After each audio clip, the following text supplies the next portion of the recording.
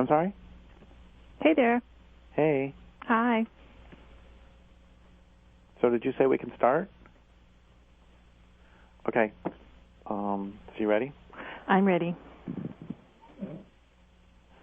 Oops.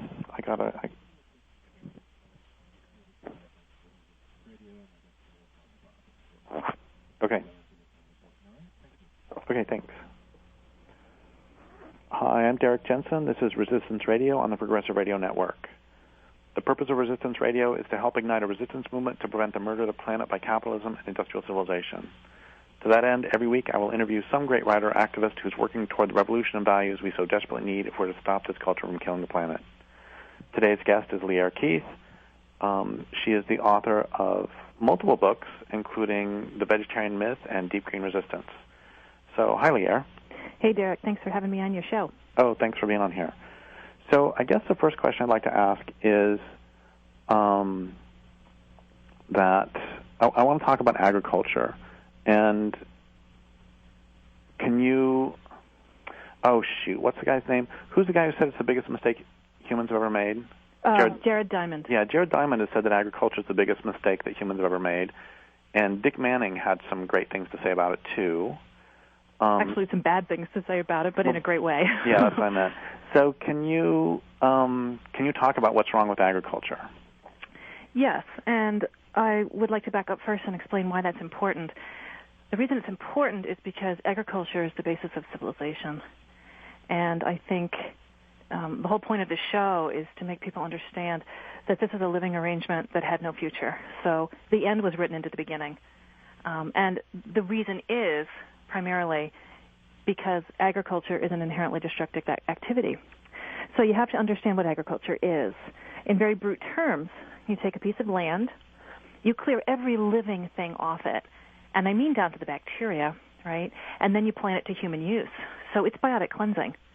All those other millions of creatures that should be living there have nowhere to go. And that's a long way of saying mass extinction, okay, because that's what agriculture is.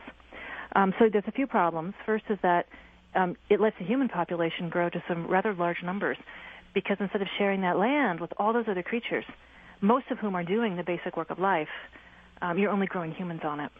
So we have this just catastrophic rise in human numbers, which we've seen over the last 10,000 years. The second problem is that you're destroying the topsoil. And topsoil is the basis of life itself, at least land life, not ocean life, but terrestrial life, yes. So we owe our entire existence to 6 inches of topsoil and the fact that it rains. So right now, 80% of the food calories that are used to support the current human population come from those agricultural foods. So it's only possible to support this number of people by taking over the vast swaths of the planet from all these other creatures that need a home and then just using it to support human beings. So except for the very last 46 remaining tribes of hunter-gatherers, the human race has made itself dependent on this inherently destructive activity, on agriculture, and it's killing the planet. So this is not a plan with the future. It's drawdown, and the end was written into the beginning. So what you're mostly drawing down is fossil soil. I mean, we've all heard of fossil fuel and probably fossil water, but fossil soil is another really basic concept that we should all be familiar with. So soil takes many, many, many centuries to grow an inch of soil. And in a very brief period of time, agriculture destroys that. So just to put a number on it, one season of planting your basic row crop, so wheat or corn or soy or whatever, you can destroy 2,000 years of soil. And if you don't believe me, you can go to Google Images and type in Dust Bowl first day. And you can see pictures of these farms in South Dakota that literally lost all their topsoil, all of it, in a 12-hour period on the first day of the Dust Bowl. So that's drawdown, and it's drawdown in a really big way. So does that explain it, or should I keep going? So how does agriculture actually? I mean, you call it biotic cleansing. I mean, how does that actually work? How does it actually, first off, commit the biotic cleansing, and second off, how does it destroy the soil? What happens? I mean, Okay, right. Good question. So I want all the listeners to think about what's outside their bedroom window or their back door or even their front door, probably it's a little piece of land, 10 feet by 10 feet, depending. Maybe you live in the country. But if you live anywhere, urban or suburban, you're going to see a tiny little patch of land, and it's mostly going to be grass, probably Kentucky bluegrass or something like that was put there as a decoration. Now, if you want to grow a garden, what do you have to do? Well, you have to dig up that grass. You can't just throw lettuce seeds on top of it and hope for the best. I mean, I can tell you what will happen, and it's exactly nothing.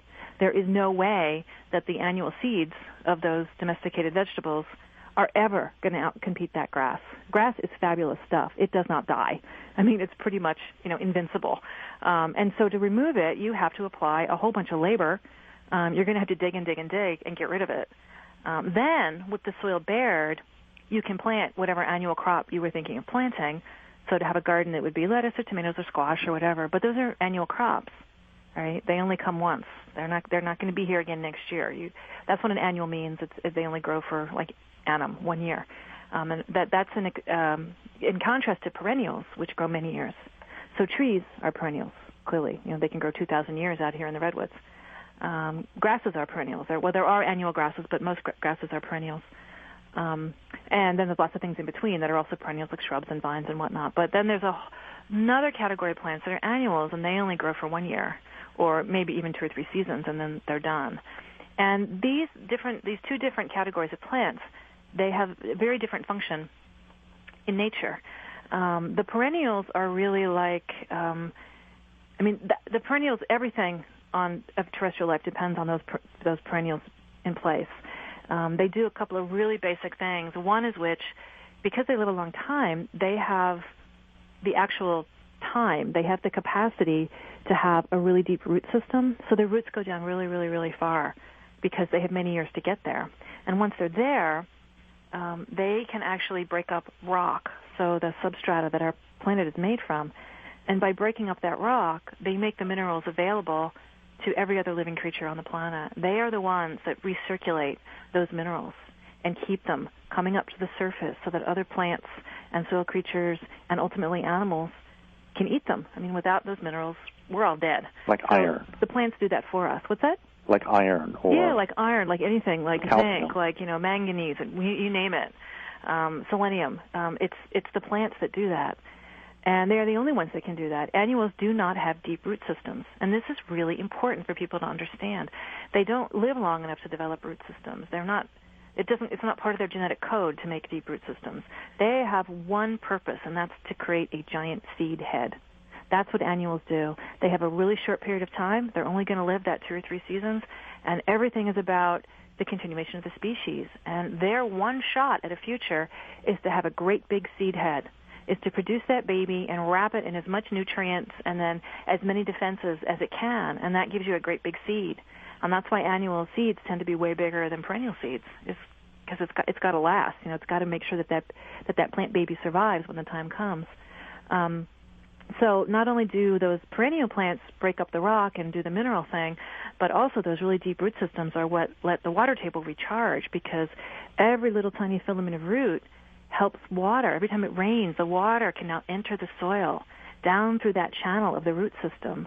And then when the community needs that water again later in the summer, say when it's dry, it's like a great big sponge, and those perennial plants can pull on that water as they need it and keep the whole community alive. So that's what perennials do. And I guess the third really important thing is they keep the soil covered at all times. So if you think about a forest or you think about a prairie, you do not see bare soil. You'll see duff in a forest, which is decaying plant matter, and of course in a real prairie, you're not going to see really any bare soil. You're just going to see, plants. Just for as far as the eye can see, it'll just be perennial grasses, and that's really important because without being protected, the soil, it's just like the rest of us. It dies when it's exposed. So the sun bakes it, and the wind blows it away, and the rain compacts it, and you just end up with dust, essentially, instead of living matter. So that's what perennials do. Now, there's a role for annuals in nature, which is, another way of saying that nature loves an opportunist, and there are opportunities in nature for these annual plants. So if there's an emergency situation, some kind of a disaster like a fire or a flood or an earthquake, when a landslide, when the ground might be bared for some reason, well, that's an emergency in nature because that's the basis of life now being degraded. So immediately the annuals spring to life. It's because the perennials have been cleared away by this disaster, right? So there's a fire or a flood. Now you can picture, the bank of a river has been wiped clean by a flood. It's just mud. And the first thing that happens is all those annual seeds, those great big baby seeds, they've been waiting in the soil for their moment. There's no competition now from the perennials and the perennial root systems. Now they can spring to life, and they do. So they will cover that bare soil for a year or two. It's like if you cut yourself, your skin, your hand, your arm, you would put a Band-Aid on it, and that's what the annuals do. They provide that Band-Aid. Now, eventually, your skin's going to knit back together, and that's the perennial grasses or the forest trees coming back in, and they knit that back together in the same way, and then you don't need the Band-Aid anymore. So in the same way, the annuals, you won't see them anymore in the landscape, and their seeds, again, lie buried until they're needed for an emergency. So it's not like annuals are bad and perennials are good. It's just that most of the plant matter, the cellulose matter on the planet is going to be perennials. But the annuals have their moment, and it's when those emergencies happen. So the problem with agriculture is it's that emergency over and over and over. In order to plant those giant seed heads, in order for them to have a chance, you've got to clear the land. So you have to remove the grasses or pull down the forest, right? And then you can plant those seeds. So corn or wheat or, whatever it's going to be, that's the only way that you can do it. You cannot simply sprinkle them in the grass and hope for the best, or sprinkle them in a forest. Nothing will happen. We all know this as gardeners. So just extend that across the planet. That's where all of those annual monocrops, that's where they come from, is by destroying the grasslands of the world, and ultimately pulling down a lot of the forests as well. And these are the demands of agriculture. So you can't just do it once. It has to be done over and over. It is a war against the living world because the world doesn't want to be a monocrop. This is a living planet, and it wants to stay alive, and that means protecting that topsoil. It also means that all of those plants and animals really want their homes. So you're going to be fighting a war against all those plants and animals that want to come back. Right. So all the perennial grasses, all the trees. Anybody who's gardened knows that you're forever fighting the grasses that want to be there. And if you let it go for a few years, what will eventually come back, of course, is the secession of either the forest or the prairie. And which in one way is, really that's ultimately the hope, is that if we just get out of the way, this planet will repair. That drive that life wants to live is, it's such a profound impulse in every living creature that they would take their homes back if we simply stopped fighting that war. But that's what agriculture is. And a lot of people don't understand this, and I think it's because we've been living in an agricultural society for really 10,000 years now. Ultimately this started way back, ancient Mesopotamia and the Fertile Crescent and all of that, but it's a direct line. Eventually it conquers Europe, and then, the Europeans bring it to the North and South America, and they do a bunch of conquering as well, and, eventually this is what you end up with, is the whole world has just been covered with these annual monocrops, as much of it as could be. We've reached the end. By 1950, the world was out of topsoil, and since that point, we've actually been eating fossil fuel instead of soil, because the soil's gone. We've skinned the planet alive. So fossil fuel took over instead, which certainly brings with it a whole other set of horrors, which are frankly worse. So have I answered your question? I feel like I'm just rambling. No, that's so great. And I have a few directions to go from here. But before we go in those directions, I want to mention a book I just recently read that was pretty fabulous, and pretty heartbreaking. It was called A Country So Full of Game, and it was early European explorers' accounts of Iowa. And I know for most of us, when we think of Iowa, we think of nothing but cornfields, but it ends up that Iowa was one of the most wildlife-rich regions of the country, with the sort of interplay between the eastern forests and the Great Plains. And when I think of Iowa, I don't actually think of a place that's rich in wildlife, and that's just a great example of what agriculture does. Yeah, and of course another example is Indiana, which, again, we don't think of as being a place filled with wetlands, but there was the Limberlost, which was a very famous swamp, essentially, just a great big wetland that was made famous by a series of books. That was The Girl of the Limberlost was the first one. It was novels that were written in, I guess, the 30s and the 40s. And many, many people still go there, and they go to there's like a state park that, sort of memorializes this is where these books took place, and everybody wants to see the Limberlost. It's not there. So over and over, these park rangers have to say, it's gone. It's just completely eradicated. It was drained, and turned into a cornfield. And so you cannot see it because it's not here anymore. And the girl in that book, actually, it's a novel. It's not true, but you can imagine that some of this might have been true. She's living in terrible poverty with a really abusive situation with her family, but she's very determined to get herself through school. And she does this by being essentially a naturalist because she knows the place so well and loves particularly the butterflies and the moths and stuff. So this is how she's able to provide for her school fees. So in that way, they're amazing books because the woman who wrote it, Jean Stratton Porter, really loved that swampy area, that wetland, and it's just gone. It's all just gone. It's all been turned into corn. Speaking of the effects of agriculture and things disappearing or beings disappearing, I just read last night that this year has been a complete catastrophe for monarch butterflies. Places that even recently where they would still have a few are seeing none. And it's because of, in this case, it's because of milkweed. And because milkweed it's because of Roundup has been killing all the milkweed. And that's so we can all have soybeans, right? Yeah.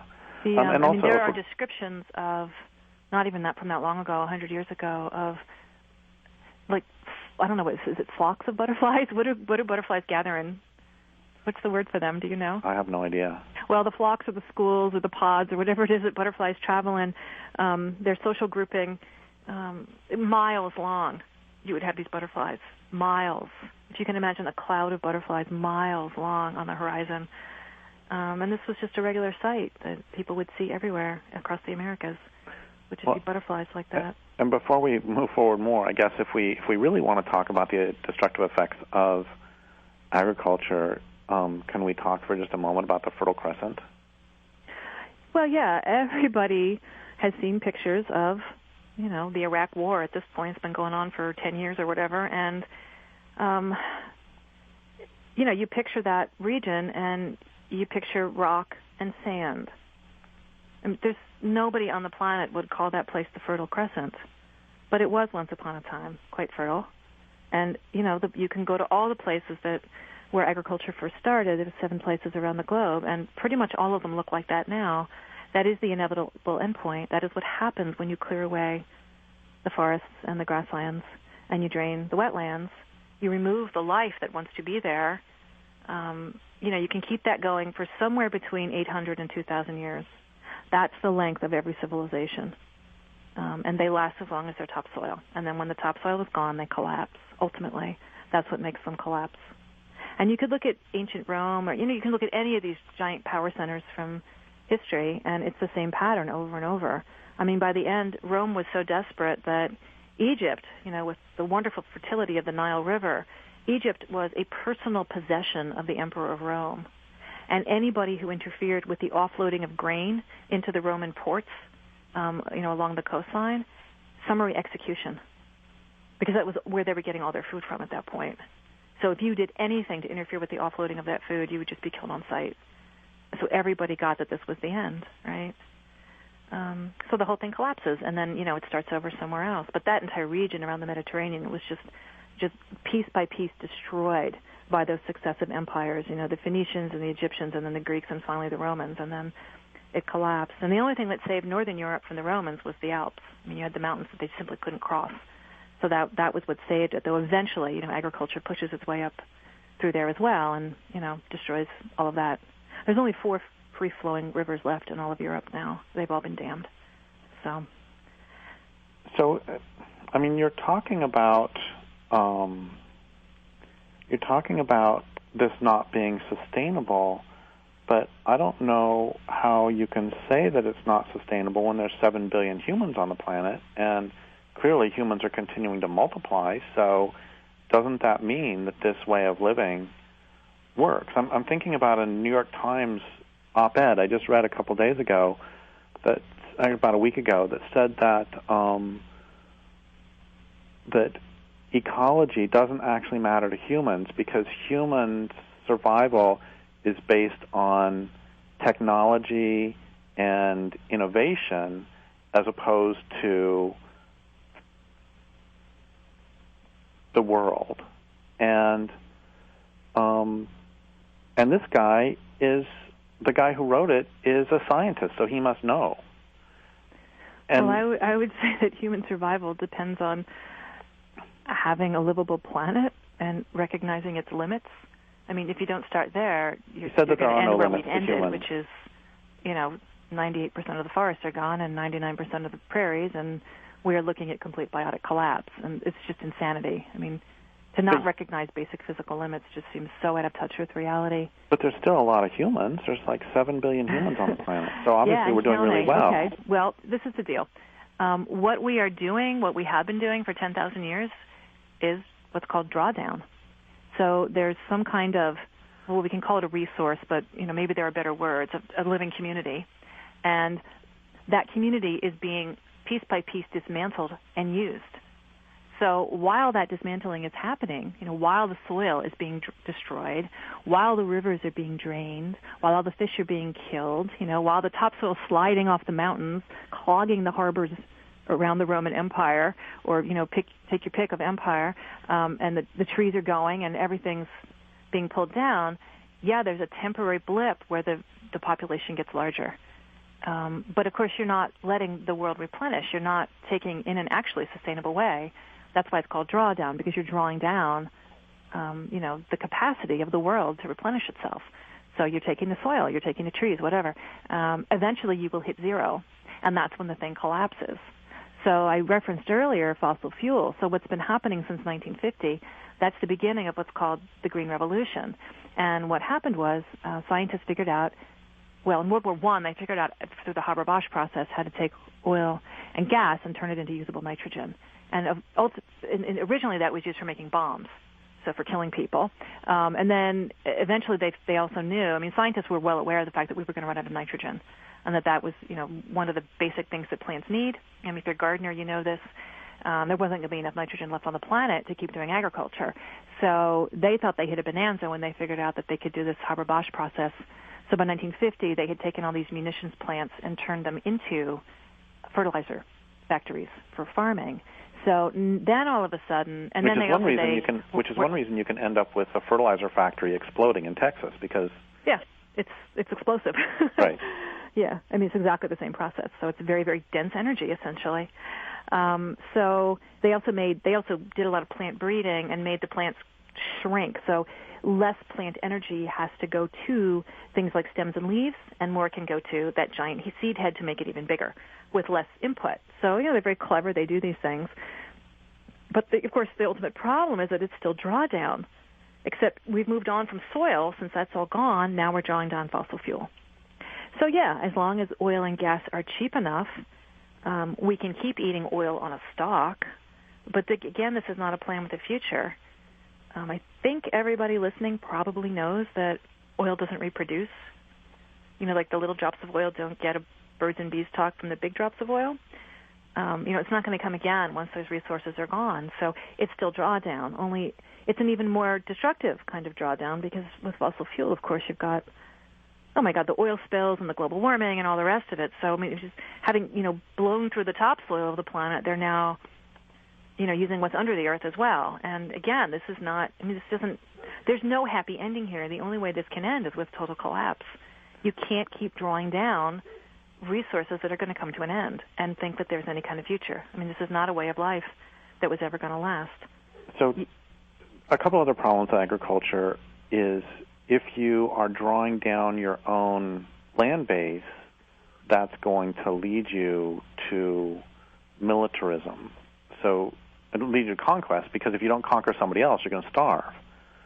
So basically, once you've drawn down your own land base, then you have a choice. You can either collapse or you can expand. And so can you talk about the relationship between agriculture and expansion, and also the fact that agriculture is really hard work, so agriculture and slavery? So first, whichever order you want.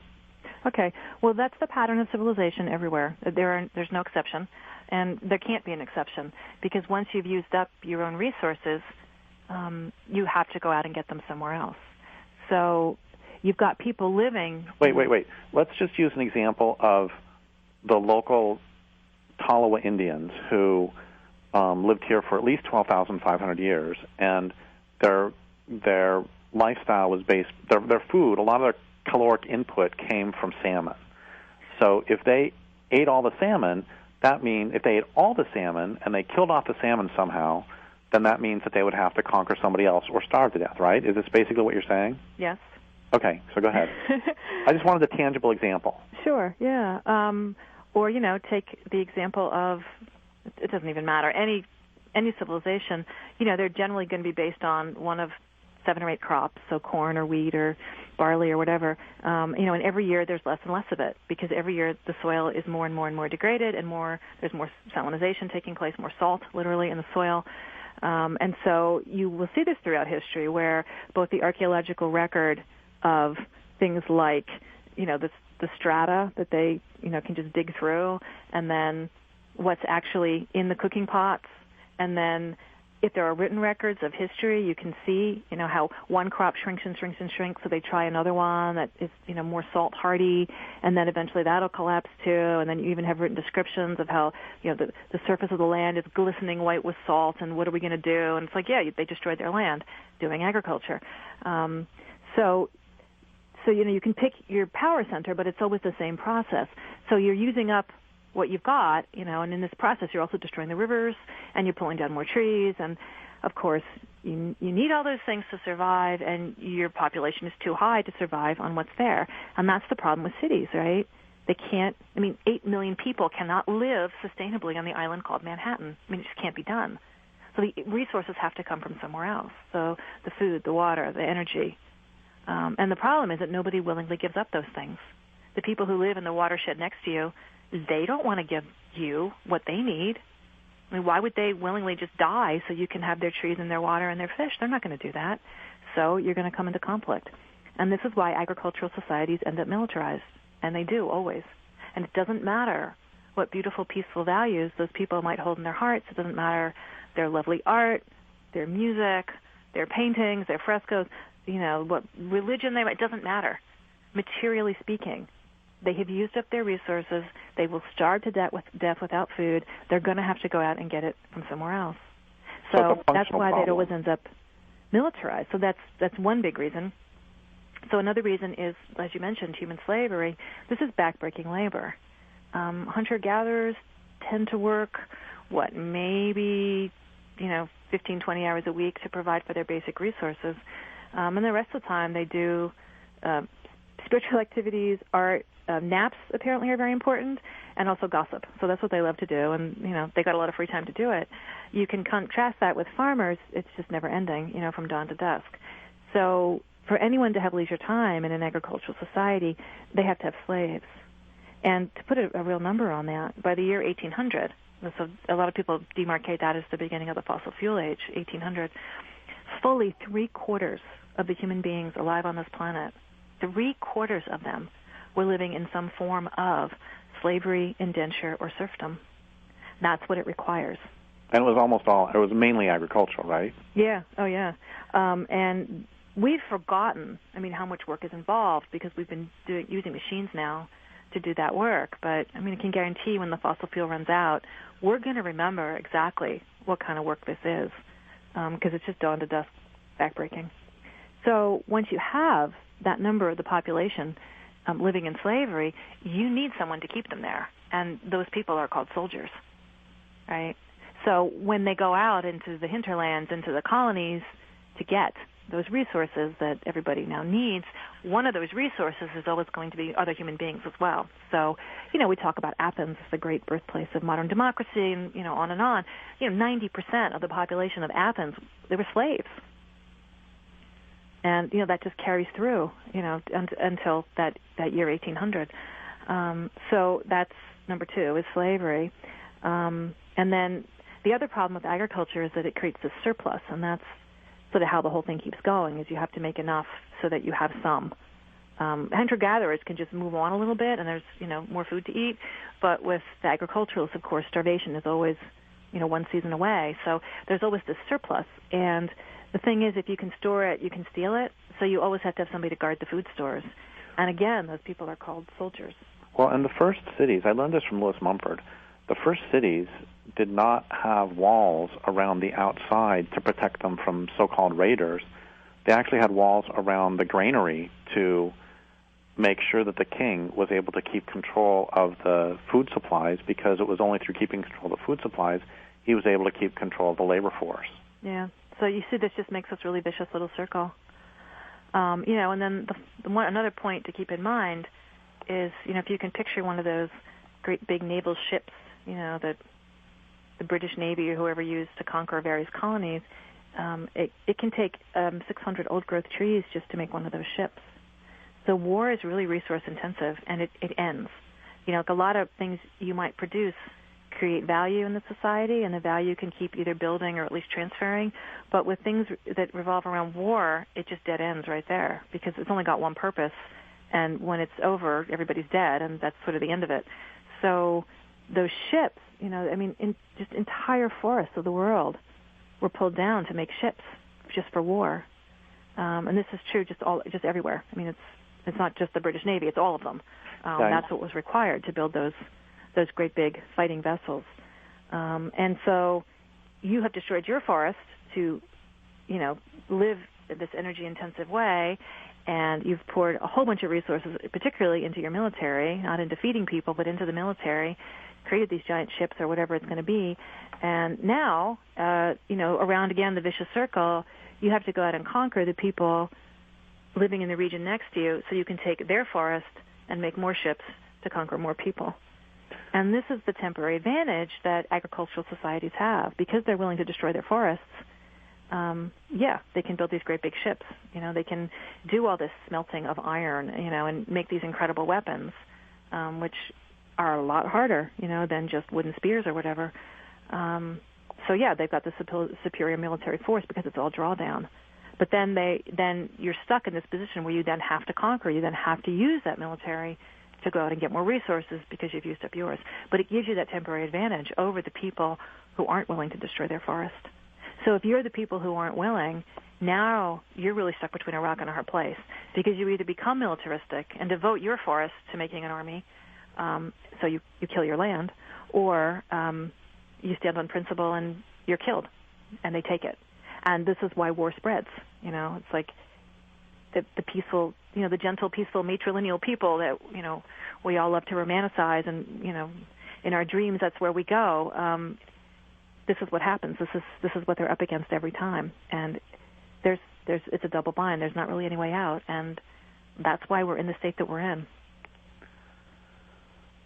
So,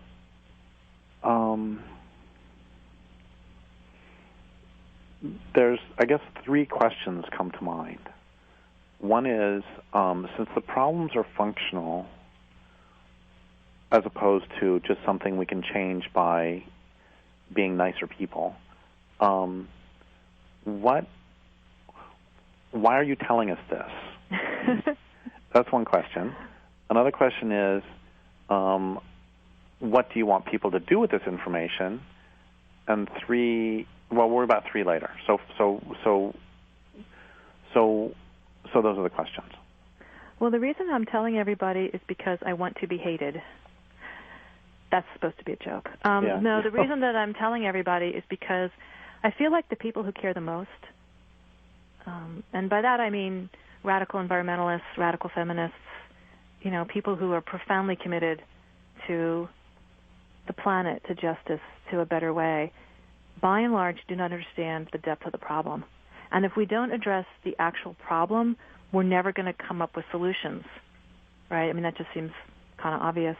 But even amongst people who just have dedicated their lives to these issues, they don't understand that it all goes back to agriculture, that that's the original activity that started us down this path of destruction. And that's the primary destruction. It's the most destructive activity people have done to the planet. Eventually, global warming will outweigh that. But to date, it's still the most destructive thing people have done to the planet because that's what it is. It's not like agriculture on a bad day. Agriculture done really badly. No, this is what it is. You pull down the forest, you rip up the prairie, you destroy those biotic communities, and you replace them with this, monocrop for humans for as long as it will last. Okay? And that's the problem. And then once you start doing that, you're stuck with this militaristic cycle because you've got to keep doing it again and again. While you've destroyed your own, you're going to have to go out and get somebody else's. And that's the problem. Militarism isn't just, oh gosh, we happen to be warlike. We have a bad story in a book we consider holy. We better tell new stories. I'm a writer. I'm all for new stories. That's not going to change this. The problem is we have a way of life based on drawdown. Materially speaking, okay, we've used it all up, and we need to face that. So that's why I'm trying to get people to understand this. It's not because, I actually want them to hate me, though a lot of them end up hating me. I guess that's just the way it goes when you go up against people's beliefs. But we really have to get the basic wound, that's been done, the basic damage. This has got to be at the forefront of our consciousness as activists and environmentalists and feminists. Wait, right? We're never going to be able to face it otherwise. I want to comment on the whole hating you thing. That what you're saying is not actually new. Basically every generation, there have been a number of people. This is to say agriculture is destructive.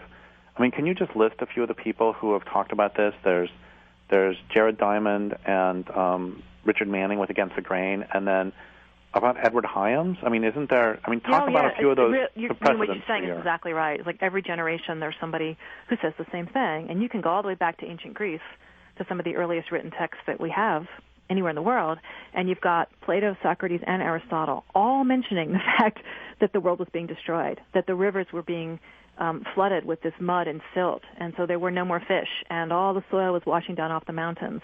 In fact, some of the ports of the ancient Roman Empire had to be moved 10 kilometers, because so much silt ran off the mountains and clogged the harbors that they kept having to move. This literally moved the cities, to a new spot where the ships could actually dock. So this was all commented on. They knew what they were doing. Nobody knew how to stop it. And then you have people like George Hill in the 19th century, and then, Edward Hyams in, 1930, 1940. And then, this sort of more recent, you have David Montgomery and his book Soil, which is absolutely fabulous. Jared Diamond basically won a Pulitzer Prize for saying, more or less the same thing. Richard Manning. Richard Manning has this great quote that I love, where he says, I like to read this. It's just a few sentences. No biologist, or anyone else for that matter, could design a system of regulations that would make agriculture sustainable. Sustainable agriculture is an oxymoron. It mostly relies on an unnatural system of annual grasses grown in a monoculture, a system that nature does not sustain or even recognize as a natural system. We sustain it with plows, petrochemicals, fences, and subsidies because there is no other way to sustain it. And that's it right there. It's a war against the natural world. So, no, I have nothing to say that's particularly original. I think I put it together in my own way, but none of this is new information. It's not getting to the people who care the most. And that's why I feel impassioned about this. So, what do you want people to do on two levels, both the personal level and the social level? I think that the social level is the most, just heads and shoulders, far and away above, way more important than anything that anybody can do in their personal lives. And I really want to emphasize that because there are no personal solutions to political problems, and we should know that. And the problem is that a lot of the environmental movement, we've kind of been sold this idea that, if we just make different consumer choices, we can somehow buy our way out of these massive global political problems. And we can't. There's no set of things you can buy that's going to make really a damn bit of difference on any of this.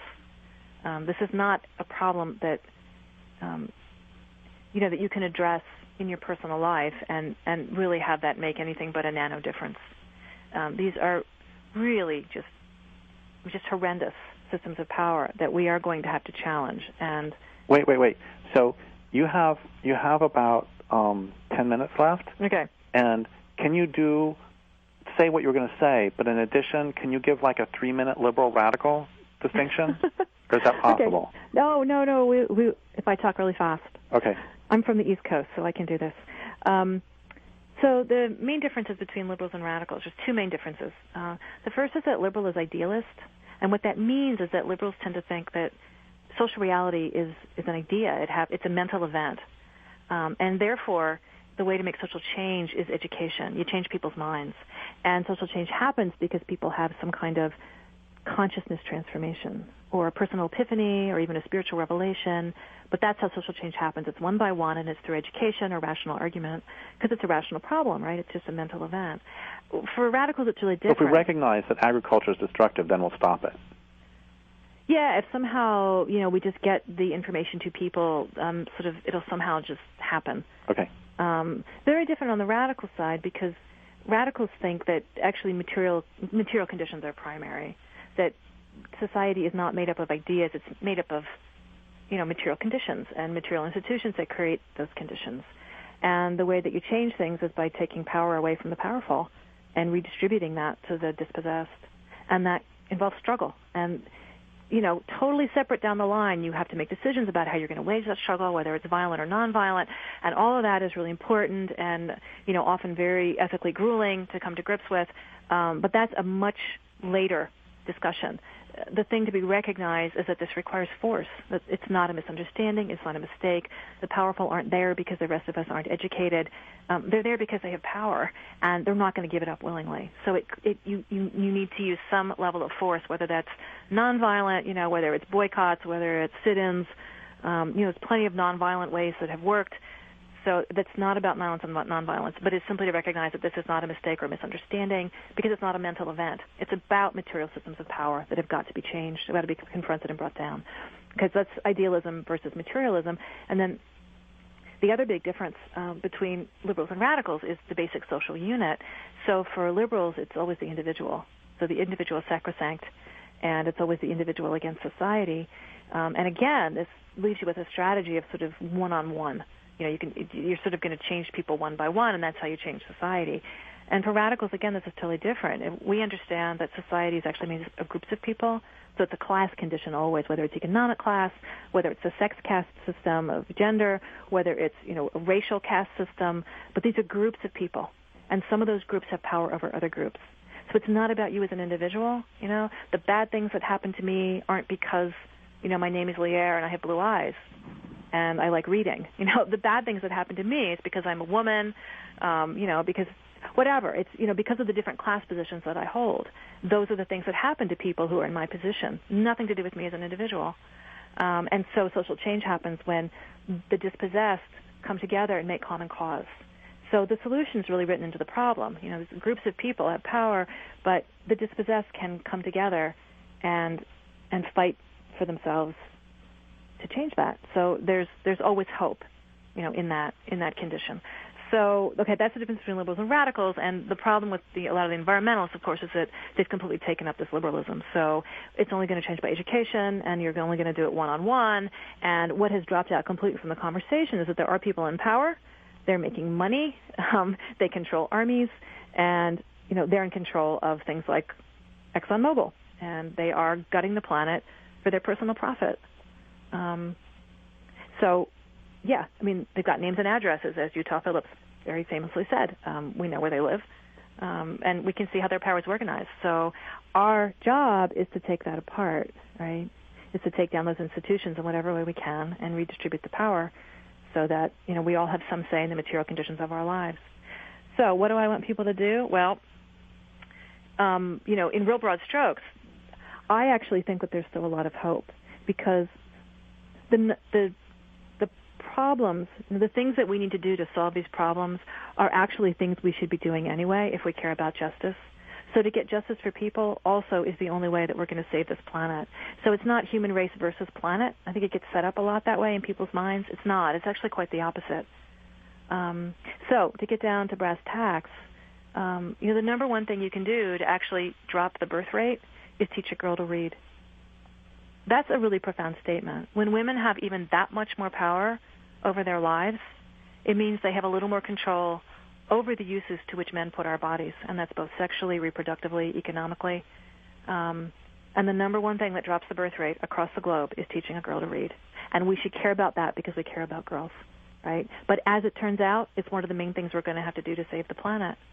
Right now, somewhere between 1/2 and 2/3 of all children that are born are either unplanned or unwanted.